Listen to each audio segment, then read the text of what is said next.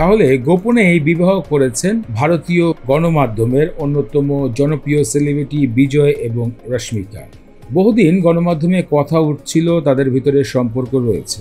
দক্ষিণ ভারতের এই দুই অভিনেতা অভিনেত্রী কিন্তু বেশ ফেমাস, কারণ তারা যে সকল সিনেমায় কাজ করেছেন সবগুলোই একের পর এক সুপার ডুপার হিট। বিজয় দেবকাণ্ড এবং রশ্মিকা মান্দানা আংটি বদল করেছে, এই বিষয়টি সম্প্রতি একটি গণমাধ্যম থেকে উঠে এসেছে।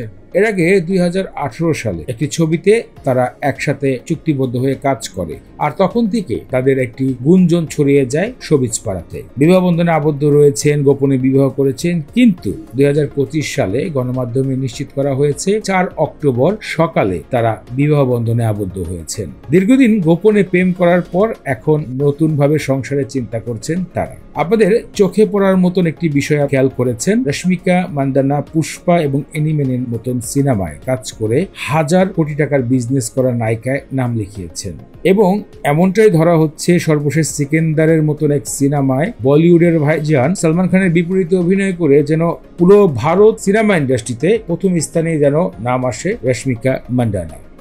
অন্যদিকে বিজয়ের বিষয়ে যদি কথা বলতে হয়, তিনি কিন্তু লোকি নামক একটি সিনেমায় কাজ করেছিলেন বলিউডে, তবে সেই সিনেমাটা দুদিনের মাথায় বক্স অফিস লসের দিকে চলে যায়। এরপরেই ধরা হয় যে তামিল সিনেমার দিকে বিজয় দেবকাণ্ডের ভালো পারফরমেন্স থাকলেও আসলে বলিউড ইন্ডাস্ট্রি তার জায়গাটি ভালো নয়। সর্বশেষ গণমাধ্যম থেকে জানা গিয়েছে বিজয় এবং রশ্মিকা বিবাহ বন্ধনে আবদ্ধ হয়েছেন। 4 অক্টোবর আংটি বদলের মাধ্যমে তারা একে অপরের সাথে বিবাহ বন্ধনে আবদ্ধ হয়েছেন। সে সময় তাদের পরিবার একসাথে ছিলেন।